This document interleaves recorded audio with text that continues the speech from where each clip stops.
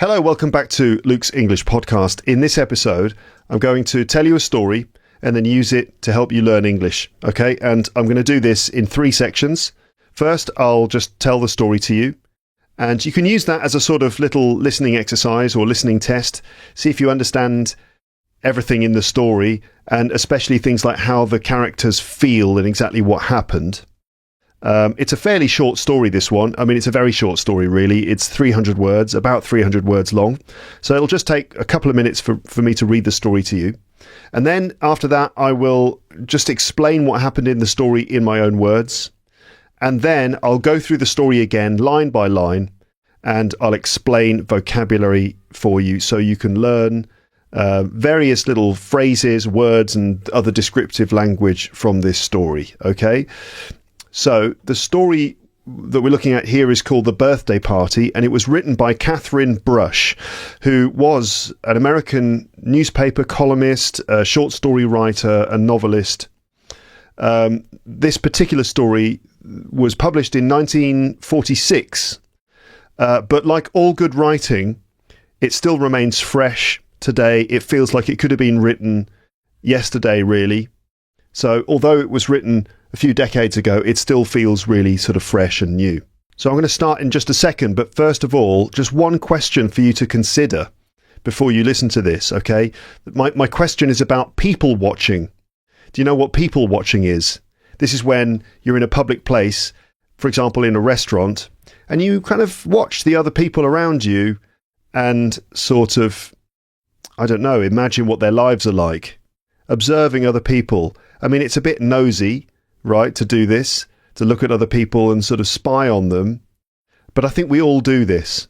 So do you ever people watch?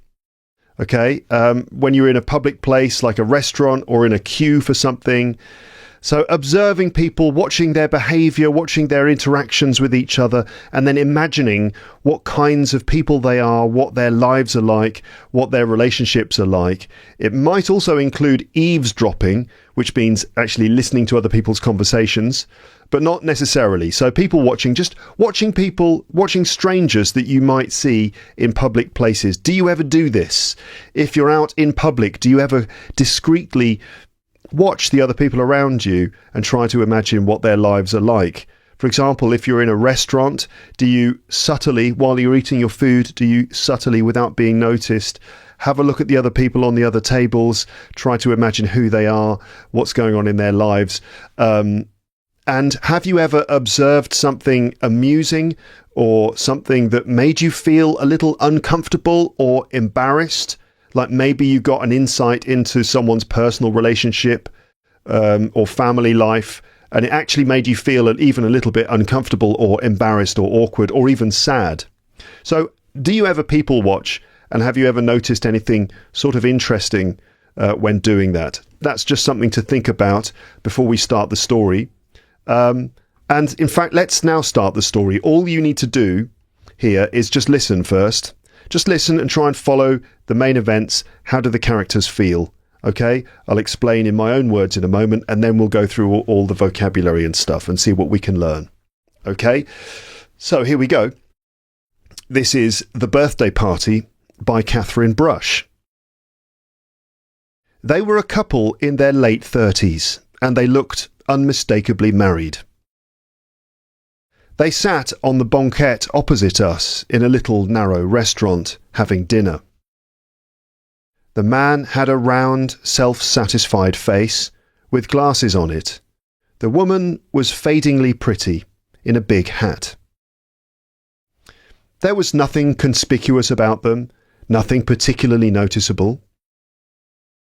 Until the end of their meal, when it suddenly became obvious that this was an occasion. In fact, it was the husband's birthday, and the wife had planned a little surprise for him. It arrived in the form of a small but glossy birthday cake, with one pink candle burning in the centre.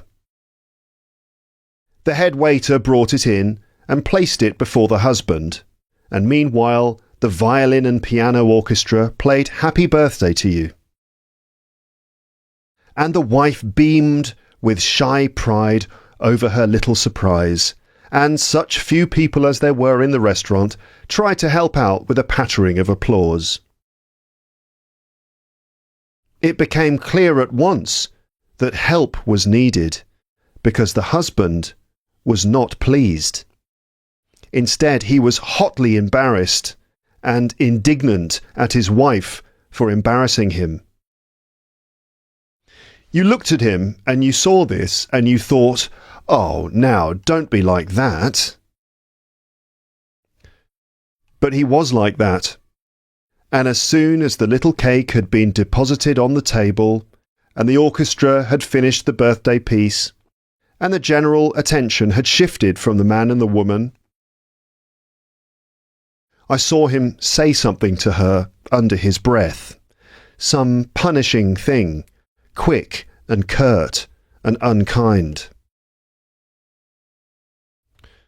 I couldn't bear to look at the woman then, so I stared at my plate and waited for quite a long time. Not long enough, though. She was still crying when I finally glanced over there again. Crying quietly and heartbrokenly and hopelessly, all to herself, under the gay big brim of her best hat. So that's the story. I think that's very good writing. I think that's a really, really well written little story. A perfect little portrait of these two people and a little interaction which seems to tell you so much about what's going on between them. And it's sad. It's definitely sad. It's almost heartbreaking, really. Really good writing, though. But what happened? Okay, so the story begins. It's in a restaurant, okay? The writer says that she saw this couple. They were probably in their late 30s, and they were definitely married. She could tell just by looking at them. And they were sitting just on the other side of the restaurant, just opposite them at a table having dinner. She described the two of them. She said that the man had a round face, glasses, and he had a sort of self-satisfied look on his face. The woman was fadingly pretty, like she kind of used to be pretty, or she's sort of her beauty is fading, or maybe getting less, as she gets older, maybe. And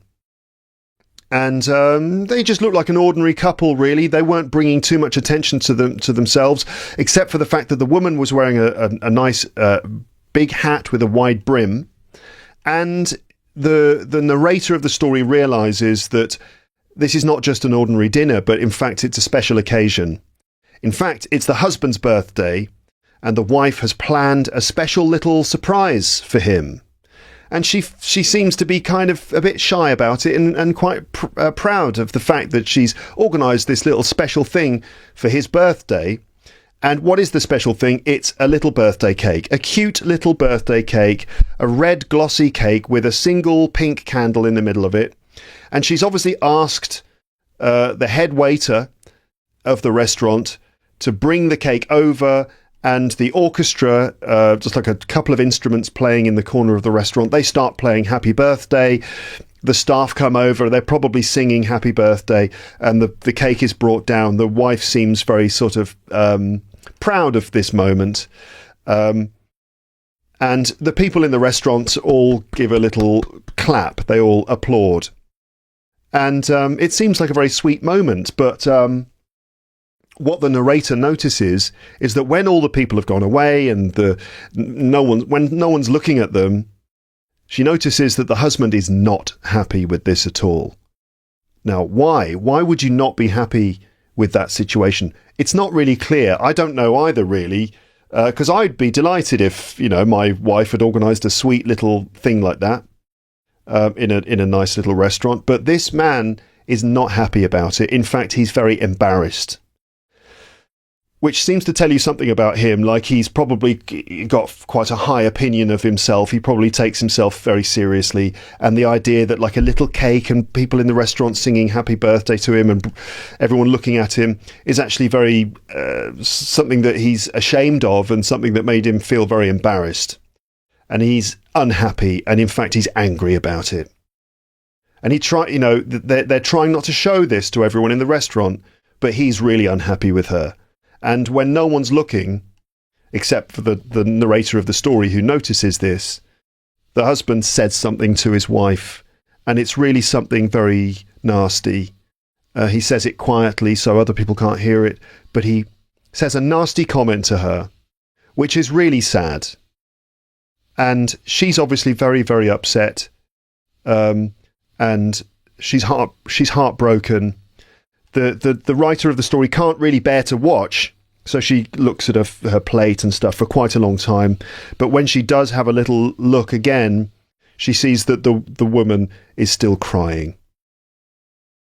And, under the brim of her lovely, happy, big hat, she's still crying. So it's a really sad little story, and a story about observing a relationship, observing a marriage which perhaps is not that happy, not the happiest marriage, or at least, I don't know, it's a sensitive situation, or at least the woman, she's obviously crying because her husband's unhappy, but also probably, I imagine in a situation like that, when you've planned something and it goes so wrong, it probably not only makes you feel unhappy in that moment, but I imagine she's feeling very sad and depressed, and it makes you wonder about the state of their marriage and whether this woman is, trapped in a sort of a loveless marriage, despite the fact that she's trying her best. She's making efforts, and it's also quite heartbreaking because it makes you realise that a broken heart or unhappiness, loneliness.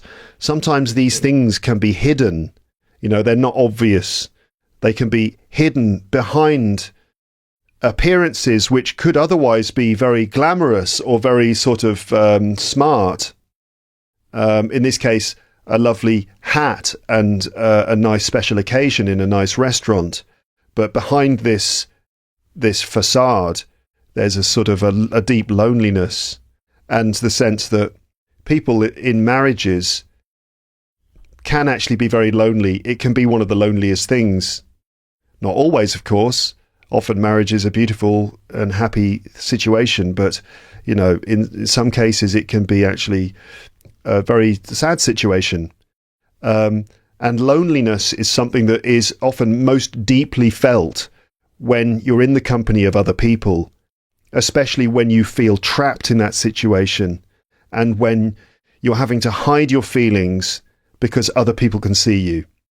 And this story perfectly captures all of those things in an efficient way, only in about 300 words. So it's really, really well written. Now let's go through the story again, and this time I'm going to look at specific words and phrases, right? This is where I'm going to teach you some vocabulary by using the story. So here we go again, The Birthday Party by Catherine Brush, vocabulary. And I've highlighted some vocab here for us to look at, okay? If you're listening to the audio version of this episode, you can find the script for this. I'll put a link to it on the episode page so you can actually check the text and stuff like that. If you're looking at the video version, you'll be able to see the text on the screen. Another thing actually to mention is pronunciation. So just earlier there, in this episode, I read through the story line by line. Now, what you could do, if you want to practice your pronunciation, you could actually try to repeat those lines after me. Okay, try to repeat the story after me with exactly the same delivery. So just try and copy the way I do it, and then maybe practice it again on your own. Practice trying to deliver the story with the right pausing, the right emphasis, and so on. Okay? And another exercise you could do would be to try to retell the story in your own words, right? Try to tell the story again, but sort of spontaneously in your own words without actually reading it from the text. So all of those things can be good ways to practice. But anyway, let's have a look now at some vocabulary. So the first line.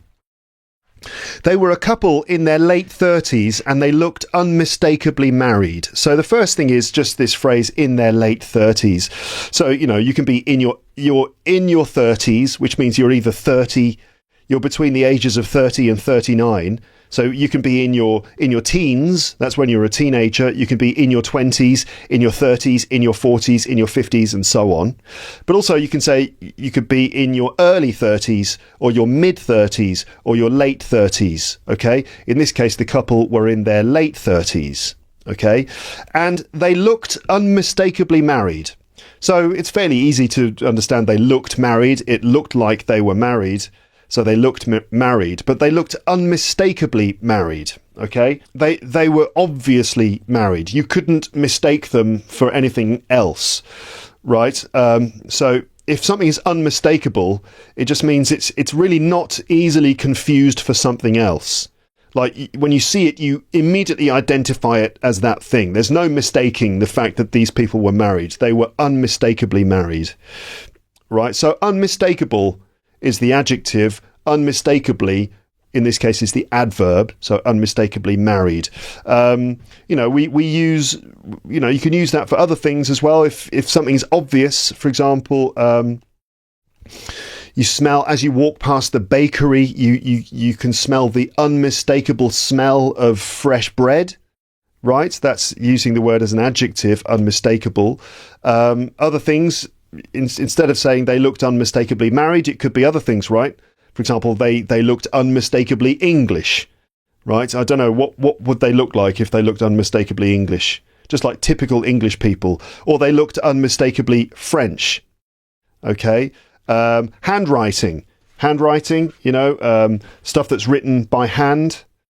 Handwriting, you could say, for example, this is unmistakably his handwriting. Okay, so unmistakably, in this case, unmistakably married. So a question about the writing, or just a thought. Why are they unmistakably married? What does the writer mean here?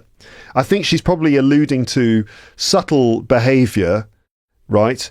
Which, it's interesting that she chose this phrase because it does tell us something about this couple. So what did she mean when she said they were unmistakably married? She's probably referring to certain behaviour. Now, when a couple are new, when they've just got together, right, when they're in the early stages of a relationship, often you can tell that they're a brand new couple because their body language tells you everything you need to know. Like, they can't stop looking at each other, they can't stop touching each other, they're still enjoying sort of exploring each other's personal space. They get lost in a love bubble, the rest of the world disappears. But when a couple has been together for a long time, if they're married, they're in their late 30s, they've been married for 10, 15 years or something like that, their body language might show this. And maybe we also know that they were sitting on the bench, right? So they're not sitting opposite each other, they're sitting next to each other. And, well, what kind of body language do you imagine could be seen here? Maybe they just weren't really, there wasn't a lot of interaction going on. Maybe little moments of interaction showed that they were very close and they obviously spent a lot of time together, but maybe it was obvious that there wasn't a lot of love between them. Right? And, that sense of mystery or attraction maybe wasn't there. Or maybe there was a sense of familiarity and closeness. I don't know. But it's good writing because it does tell you so much. Next line, they sat on the banquette opposite us in a little narrow restaurant having dinner. So a banquette is just a long seat which could be fitted to the wall, for example, typical in restaurants. So a long kind of bench that's probably attached to the wall in some way. That's the banquette. They sat opposite us in a little narrow restaurant having dinner. So narrow is just the opposite of wide. So that this tells us that the restaurant was quite long but narrow. So you imagine a long restaurant, but where the walls on either side are actually very close because the restaurant is narrow, a bit like a corridor or something. And this is interesting because we get that sense of intimate space right? The writer and this married couple are actually probably quite close to each other. Everyone's probably fairly close in this restaurant, which for me emphasizes the kind of the humiliation which happens later. The man's humiliation, but also the wife's sadness, is emphasized by the intimacy of this restaurant, that they're sitting in this narrow place with probably tables quite close together. Right. Okay. So next, the man had a round, self-satisfied face with glasses on it. The woman was fadingly pretty in a big hat. So the man had a round face, I mean just round, sort of circular. Self-satisfied is interesting. Now, generally, if you describe someone as being self-satisfied, it's a negative phrase. So if someone is self-satisfied, it means they're rather satisfied with themselves, you know. Someone who thinks that someone who has a high opinion of themselves, someone who's rather satisfied with themselves. So you can imagine he's got a sort of a smug look on his face, or an arrogant look on his face, you know, a self-important, self-satisfied look on his face. In any case, it's not very charming. The writer doesn't paint a very charming, attractive picture of this man. Right? He seems smug and not that attractive, whereas the woman was fadingly pretty in a big hat. So fadingly pretty. Fadingly is the adverb. Fading would be the adjective. And if something is fading, it means it's gradually becoming less clear, less bright, less colourful. So her prettiness, her attractiveness was fading as she was getting older, which, is often a kind of a sad thing for many people. It doesn't have to be, but it can be. And it also tells you something as well, doesn't it? There's a certain sadness here. Okay, fadingly pretty. So she's still pretty, but her prettiness is fading. Now, that doesn't happen to everyone. Some people are pretty when they're young and they stay pretty when they're old. They grow old gracefully. But I don't know. Again, I'm speculating about this relationship, but maybe there's something not quite right in the relationship, and the sadness that she feels is starting to show, on her face, and it's actually affecting her beauty in a way. So she was fadingly pretty. Her prettiness was fading. There was nothing conspicuous about them, nothing particularly noticeable. So those two lines, they basically mean the same thing, because conspicuous, if something is conspicuous, it means it's noticeable, easy to notice, eye-catching. Okay? I mean, the fact that she was wearing a big hat is fairly noticeable, but maybe in those days, in what I assume is like New York, in a nice restaurant in New York in the 1940s, a woman dressed nicely and wearing a big hat was probably not uncommon, right? But other than that, it seems that there wasn't anything particularly noticeable about this couple. There was nothing conspicuous. So conspicuous, noticeable, easy to notice, eye-catching, right? Those are all synonyms. Nothing particularly noticeable. So they were just a fairly ordinary couple, I suppose, for this kind of restaurant. And nothing obvious about them, nothing noticeable, until the end of their meal, when it suddenly became obvious that this was an occasion. So an occasion could be a special occasion, like a particular event, a birthday, an anniversary, a reason to celebrate. So that's an occasion. So it became obvious that this was an occasion. It was actually a special moment. In fact, it was the husband's birthday, and the wife had planned a little surprise for him. So I just wanted to highlight the use of past perfect here. The wife had planned a little surprise for him. So past perfect, had planned. That's used because it shows that the wife planned this before the other events of the story, right? Okay, it just shows us that the planning part happened before all the rest of the events. So past perfect is used there to show us that the planning happened before. Now, if the writer hadn't used past perfect, if she'd said, it was the husband's birthday and the wife planned a little surprise for him. Now, that could mean that she planned the surprise right there at the table, right? It was the husband's birthday and the wife planned a surprise. That could mean that she planned it there, you see. But we want to show that the planning happened before those events in the restaurant, so that's why past perfect is used. And so the surprise, it arrived in the form of a small but glossy birthday cake with one pink candle burning in the centre. So it arrived, in this case the surprise arrived, in the form of a cake. So in the form of here, this means that this is how the surprise was actually... This is how the surprise happened. This is how the surprise manifested. I mean, what was the surprise? How did the surprise take shape? It arrived in the form of this birthday cake. So the birthday cake was the surprise, right? Quite a nice phrase. Like, you know, you could use that in different situations. The gift came in the form of a beautifully wrapped package, for example. Their support...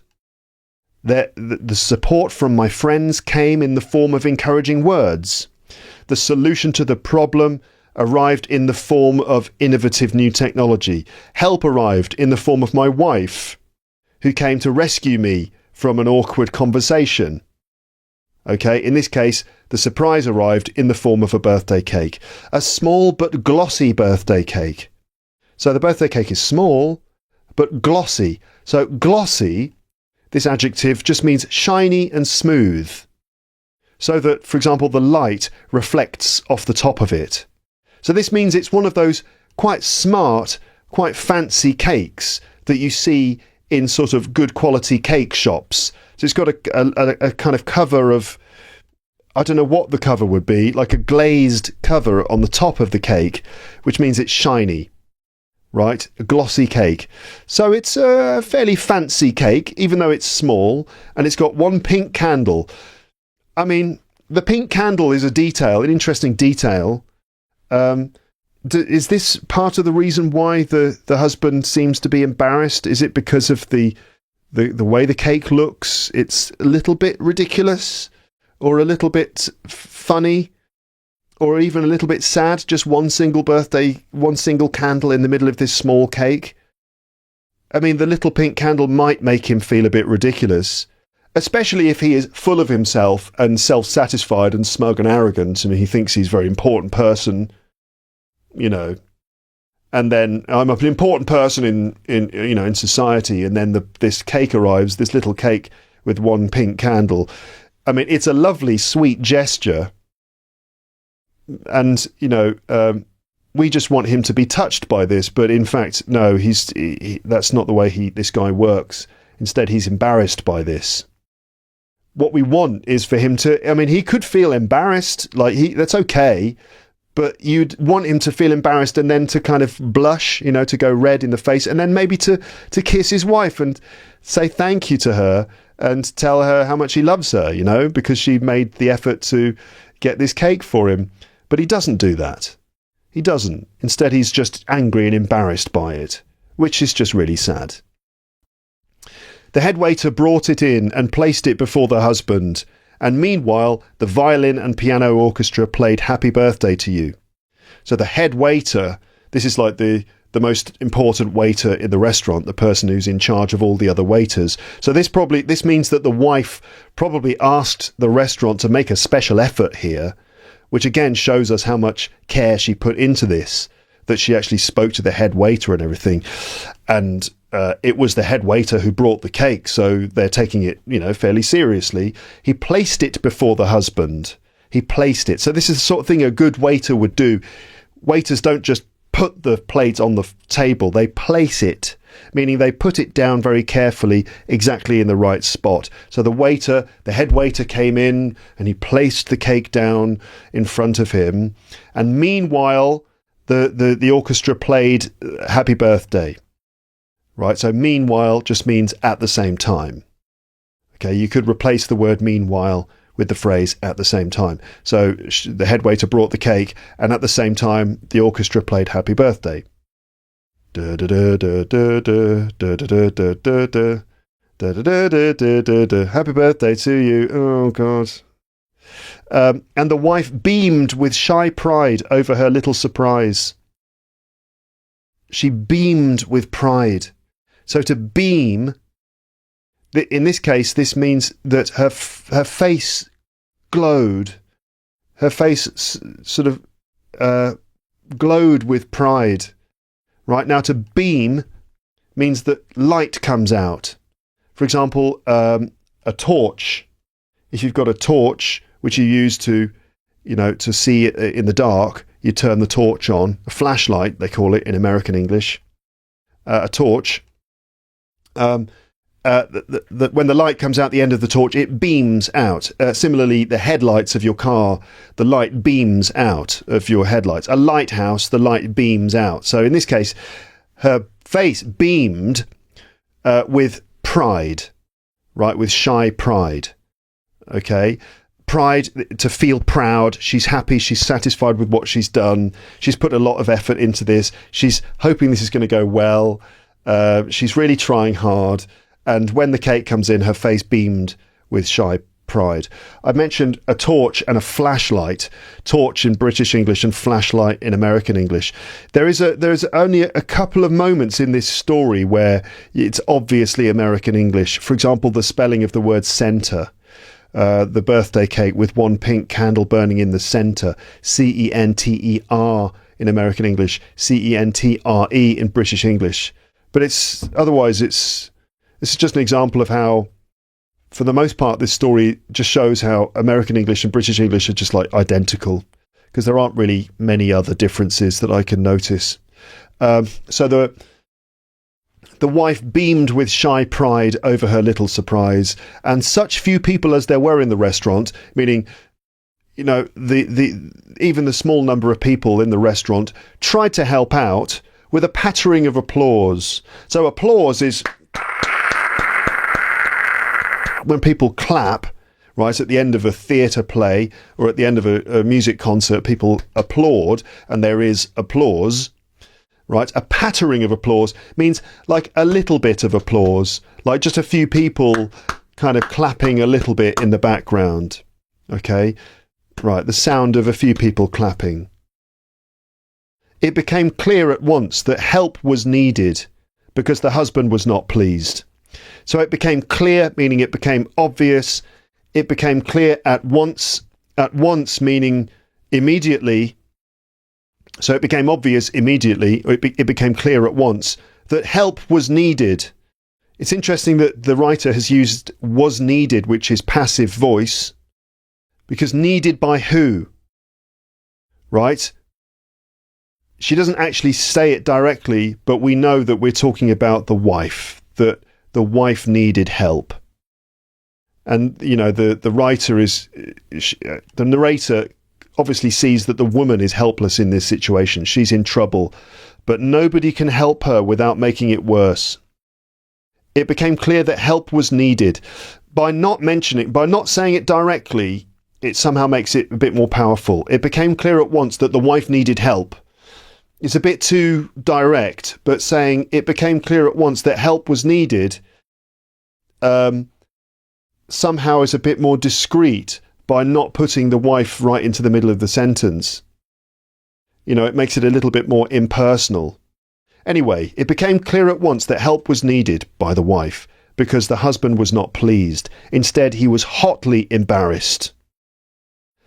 So we know embarrassed, but hotly embarrassed. Now, that's not a very common collocation. We don't often say hotly embarrassed, but it's good use of language because it does tell us about how the husband felt. And he wasn't just embarrassed, but he was angry and embarrassed, right? And embarrassed and angry. And you can imagine that his face was bright red. And, we associate heat in emotion. We associate heat and being hot with anger and strong emotions. So he was hotly embarrassed, suggests that he was like really embarrassed and also angry. And he was indignant. So indignant means angry, annoyed, frustrated. Which is a pity that was his reaction. You looked at him and you saw this and you thought, oh, now don't be like that. Don't be like that. Don't be that way. Okay? Don't be angry. Don't be like that. But he was like that, and as soon as the little cake had been deposited on the table and the orchestra had finished the birthday piece and the general attention had shifted from the man and the woman.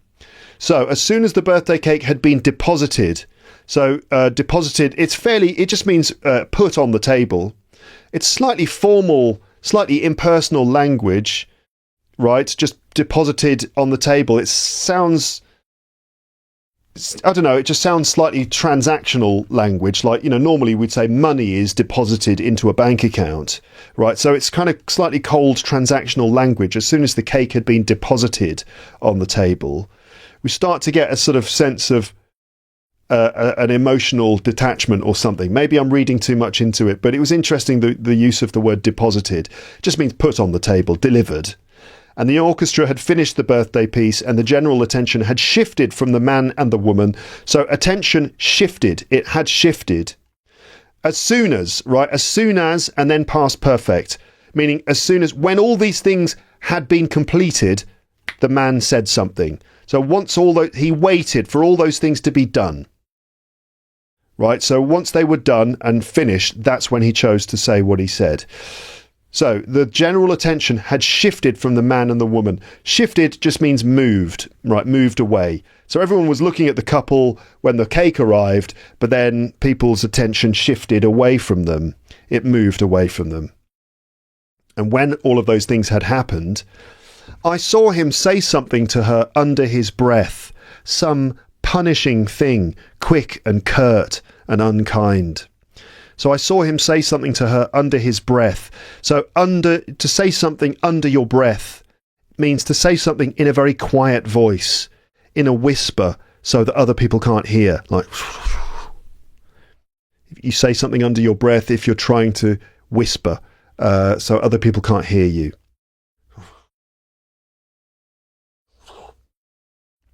Right? So to whisper, to say something under your breath. Some punishing thing. Punishing.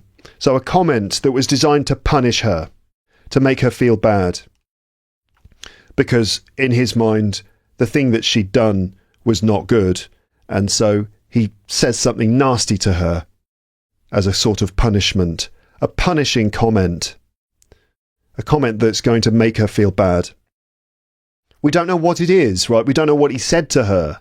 We can only imagine what he said to her, right? But I mean, it's probably something like, how dare you embarrass me like this in public? Some stupid cake or something that's, going to really hurt. Some punishing thing, quick and curt and unkind. So quick meaning just a few words. Curt. This adjective means brief, right? With a few, only like a short thing to say, but rudely brief, right? Rude because it's so short. And unkind meaning cruel. So it would be something like, how dare you? Or how stupid of you? Something like that. And then the writer continues, I couldn't bear to look at the woman then. So I stared at my plate and waited for quite a long time. I couldn't bear to look. Right? Can't bear, couldn't bear. Now, if you can't bear to do something, it just means you can't stand doing it. You just can't. It's too painful, too uncomfortable to do it.